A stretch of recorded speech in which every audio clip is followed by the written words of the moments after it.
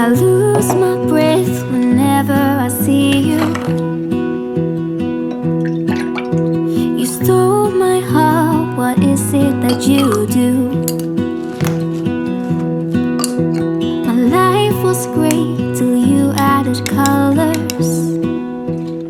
Today we are going to be talking about my Christian book recommendations that I have read so far in 2021. Hi everyone, welcome back to my channel. If you're new here, my name is Katie. I'm a mummy of two, I am a preschool teacher and I am a Christian. So this channel kind of incorporates all of those kinds of aspects of my life. So today I am going to be doing a book review on all of the Christian books that I've read so far in 2021. So the first book that I'm going to talk about is another Tozer one. If you haven't seen my last book review video, I will link it up here, wherever it goes. And you can watch that after this video, but you will know if you follow me on Instagram, I am a huge fan of Tozer's writing.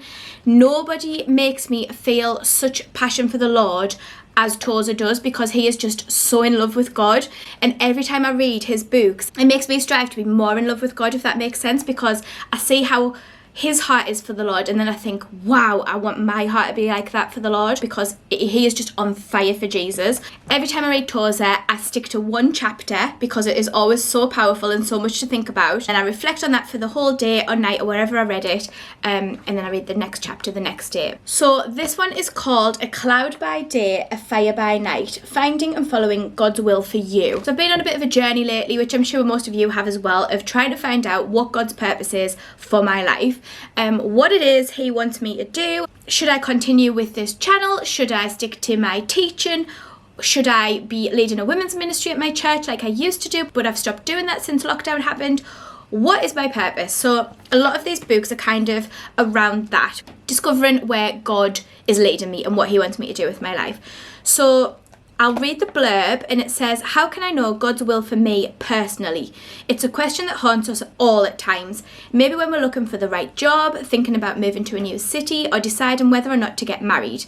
At every stage we have difficult decisions to make, and we long for God's direction and his warm reassurance that we're heading the right way. So it starts with chapter 1, which is seeking direction, and then it goes all the way down through things like trusting the Holy Spirit to lead us, coming against our enemy, delighting in our spiritual inheritance. It also goes on about God's faithfulness to his word, and also things like what to do when discouragement strikes and being encouraged. So it is a really good book. I've highlighted so much in this book. I've taken notes. For example, on page 22, I've highlighted that we need to relax a bit, turn away from the noise of the world and listen to the voice of God, because he has everything put together.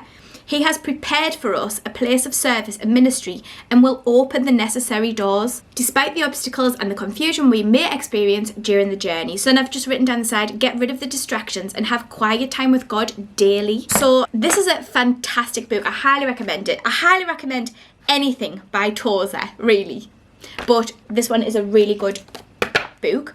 So that kind of leads on to doing our daily time with God is this devotional book. So it's called New Morning Mercies, and I don't know if you've seen this, but this devotional I've seen on so many Christian influencers, YouTube channels and Instagrams, and I was like, where are they finding that book? Because they were taking the cover off, which I didn't realise. So this is the cover that I have seen so many times on people's accounts, and I'm like, oh, I love that devotional book. It looks beautiful. And then I've seen like Alison Bickerstaff, for example, showing the inside of it, and I've held my finger down on our Instagram account and read it, because I like to check devotionals before I read them and make sure they're not just kind of rubbishy ones. But I loved every time she shared. I was like, oh, that devotional looks so good, and it's also so aesthetically pleasing. So I was hunting for it for ages, and then I just thought, oh, I give up, I can't find it, I'll get this version of it. But then I realised when I took the cover off, the hardback version, that this is what people have been doing. But never mind. So anyway, I got the beautiful aesthetic version that I wanted, and this devotion is so good. So it's kind of tricky because the text is so small, so you think that it's quite a quick and easy read, but actually it takes a good 5 minutes to read through each page because the text is quite small. But what I found is I get so much out of this devotion every single morning. It really makes you think. And I found it a bit odd at first because I'm used to reading up here a Bible verse and then going into kind of the spiel by the author. But on this one, the author Tripp actually writes down his thoughts and then does a little bit more of a spiel. and then at the bottom he recommends a Bible verse. So that was a different pattern for me, which I actually think was a good thing because it switched up my morning reading to a point where I was focusing again rather than just kind of reading through it as habit. Sometimes, I don't know about you, but I would read a morning devotion and it wouldn't sink in at all. So sometimes changing the format a little bit just makes you refocus on what you're reading. So I really like this. It's a beautiful devotional and it really puts things in perspective clearly on a morning for you. So for example, this morning it's May the 17th and I read about sin and how we can be disloyal to God and figure it's fine, it'll all work out in the end. And it just kind of made me think about that way of living. And yeah, I do sometimes do that. I do sometimes think, oh, I can handle this, it'll be okay, or I'll only do it this once and then I'll ask for forgiveness.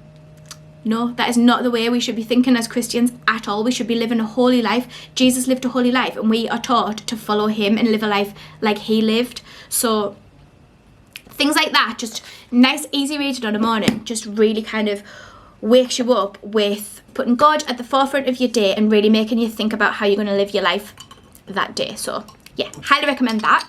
Okay, the next book is by Charles F. Stanley and it is called How to Let God Solve Your Problems. So my mum gave this to me because I've been going through a really stressful time lately at work. I've actually been on the sick now for 10 weeks because of stress. But I'm due to go back a week today actually, so your prayers are much appreciated. But anyway, I'll probably talk about that in a different video. This is a great book to just remind you to kind of turn your attention back towards God, readjust your priorities and get comfort from the Lord, because you might be going through a hard time, a really difficult time, but God is there to comfort us and it's easy to lose sight of that and just focus on how we're feeling. So this book was really good just to kind of get my perspective back on God, and actually it really helped as soon as I did that. As soon as I turned back to God and I just kind of gave him all of my problems, it really did help with my mood and how I was feeling and stuff. So yeah, this is a really good book for if you're kind of going through some problems at the moment. Okay, so my next book recommendation, I am sure you have seen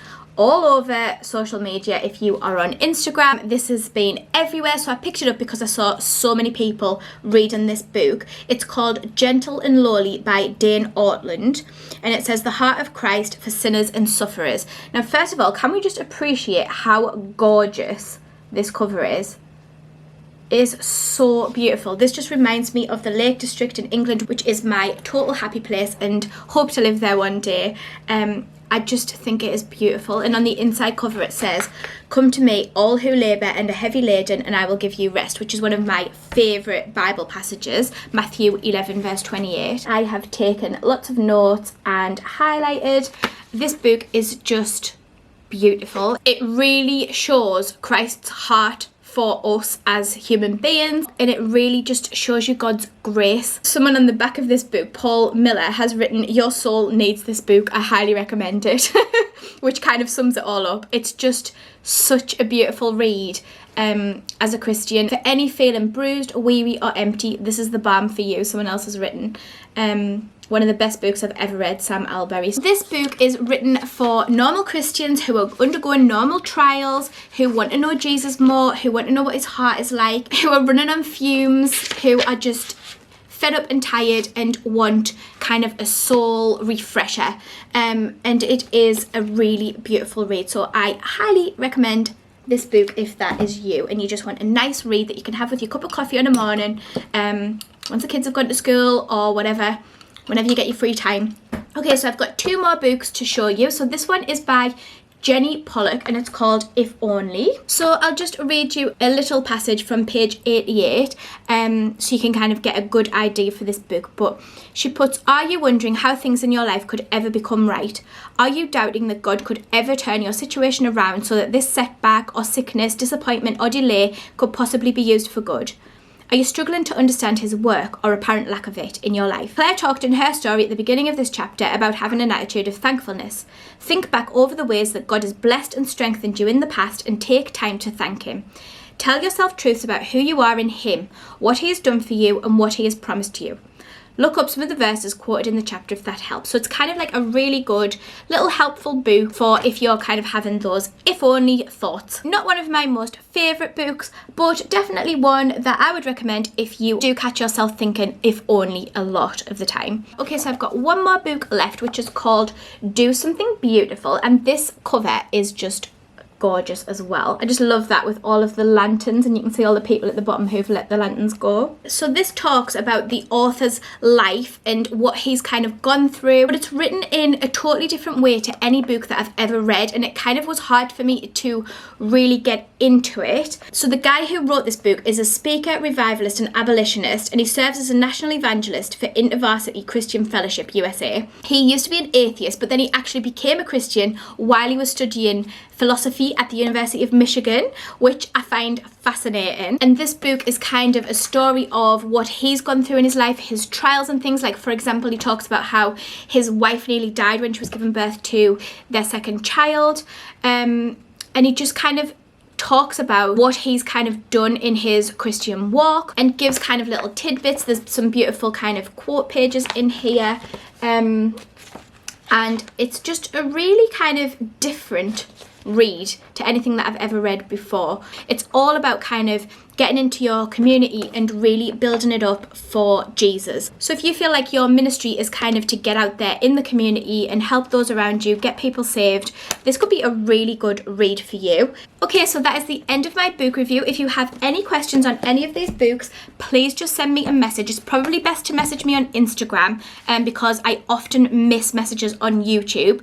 If you want to follow me on Instagram, I will just pop my handle down here. It's just @thefaithlady, the same as my YouTube account. If you like this video, go check out the other book review that I have filmed, because there's some really good books in that review as well. And I will see you in the next video. Don't forget to like, comment and subscribe. Thank you so much for watching. I'll see you next time. Bye! I lose my breath whenever I see you. You stole my heart, what is it that you do? My life was great till you added colors.